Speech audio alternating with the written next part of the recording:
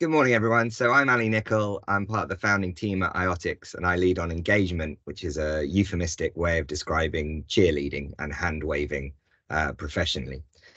So I wanted to just talk in my little slot this morning, exactly as Simon outlined, about empowering vulnerable customers and the role of interoperability in the utility sector.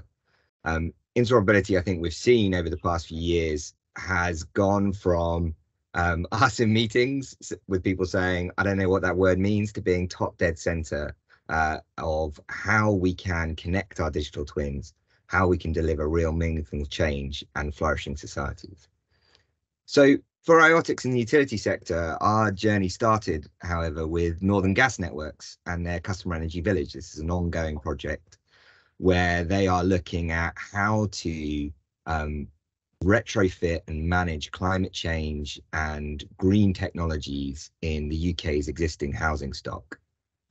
To do that, what they've done is they've built twins within twins, if you will. So to represent the UK's housing stock, they have built 11 houses that represent the different generations of housing. And then they've created digital twins of those. So you've got a kind of physical twin of the UK's housing stock and a digital twin. But one of the challenges in that was how would they share information between all the stakeholders, the utility companies, white good manufacturers, the people that lived at the home, to enable data to be discovered, used and reused. And it was from there we said, okay, well, hold on, this approach to interoperability, which we'll talk about a bit more, can be used elsewhere. Because right now, consumers aren't just facing climate change, they're facing economic uncertainty, rising cost of living, and a crisis that leads to that. And our vulnerable customers and the vulnerable citizens of the UK need support now more than ever. And to help do that, what was pushed through was the Priority Service Register, which some of you may be very, very familiar with. But for those of you that aren't, just a brief overview. So the Priority Service Register was brought about to try and make it more possible to reach out to those most vulnerable in cases of supply failure or emergency.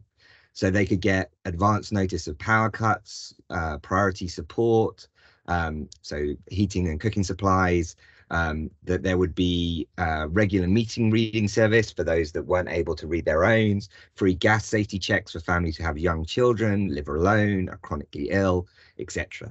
There are about 11 million eligible households, because when we say vulnerable, that it isn't just in the most extreme cases. If you have children under 5, you can and should be on the Priority Service Register. So for medical conditions or age was really, really the piece. However, it has been challenging to bring it in. I don't think this is a secret. It's something that the industry is looking at incredibly hard, because what we have is a challenge around how to do this. The Vulnerability Registration Service says that 63% of vulnerable people who potentially could be eligible for the service don't even know it exists. And where people do know it exists and are registering on it, the challenge is that each of the companies involved, even though their geographies overlap, has their own list of the customers that they serve. And so you might have your DNO or your water company or your local support services, your charities, and the disability diabetes charities doing a lot of work in this area, each of whom holds their own list of what's happening. In addition, we have the temporal aspect is a challenge. Some people have long-term vulnerabilities, but things like having children under 5 is something that one ages into and out of, fundamentally. So it's not something that necessarily is top of mind for people, nor do they know how to get on it. And then when they are on it, are they sharing it with everyone? So you're asking people often in vulnerable situations to go around and try and track down all the people that might need their information and get on each of the respective lists. What this has led to is within the industry a big call for, well, we should have some centralized system. We should have one Priority Service Register where you could have a one and done, I register my details and I move forward with it. However, that brings us to all the challenges we see anywhere where we look at connected digital twins of how do we work together. Since time immemorial, it's not been amazingly easy for people to work together. There's often conflicting data governance issues. How do we share the right information with the right people at the right time? This isn't about everyone knowing all the information all the time. If we think about people with vulnerabilities, there might only be situational sharing that's required. This is something that we've seen Alex Luck and the National Digital Twin Program looking at, for example, as little flags on blue light services when they go out. So if you are responding as an ambulance to a crisis at someone's house, it might be important to know that the person you're attending might not have a vulnerability or a condition you need to be aware of, but there might be other household members who right then you need to know. So we don't need to share all that information all the time with all the services, but at the right time and in the right context, we want to be able to share that information without compromising security or control or making people's data available where it shouldn't be. So how do we do that? Well, we would suggest that you don't start with centralization. The moment we start to centralize, we have to start looking at predetermined data governance and control issues. We have to agree on a standard. We have to agree on who's going to come forward and what they're going to do. And that isn't just a standard in terms of the ontology and the description of the information, but actually who's going to hold that information, who's going to look after it. There are existing systems in place. People have already, and there is a tapestry of different maturity in the sector, but people have gone and signed up customers. There are pre-existing PSR portals. There are charities and services like Auriga who are delivering websites for people to do the sign up. So let's use the existing systems and have an overlay architecture which enables those pre-existing systems to be virtualized and use semantics and existing ontologies where they exist, leveraging the work that people like Matthew West have done with the built environment and the National Digital Twin Program to enable us to describe the information and bring it together.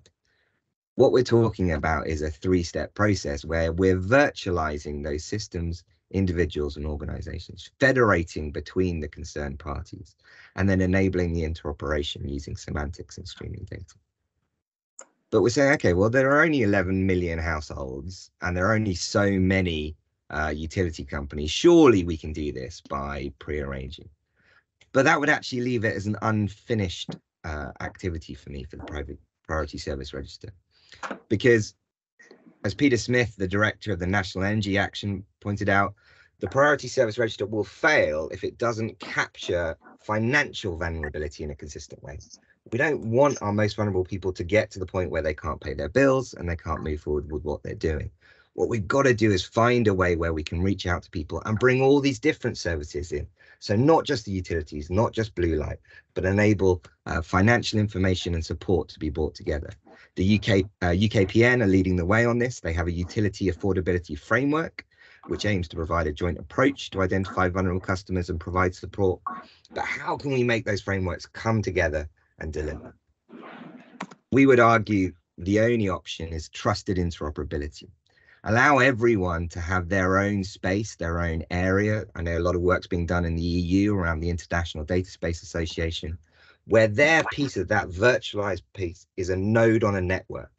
They can then have twins of their customers, their services, their supports, those functionality and availability frameworks, and enable them to share with each other, either continuously, as you may do with some utility companies, or on a federated basis and temporal basis when needing to share with interventions or, for example, blue light services or local councils. This is all about enabling this interoperability and connecting at a level up here. And which allows us to share what we want with people and when we want. And all of that allows us to go on a journey together.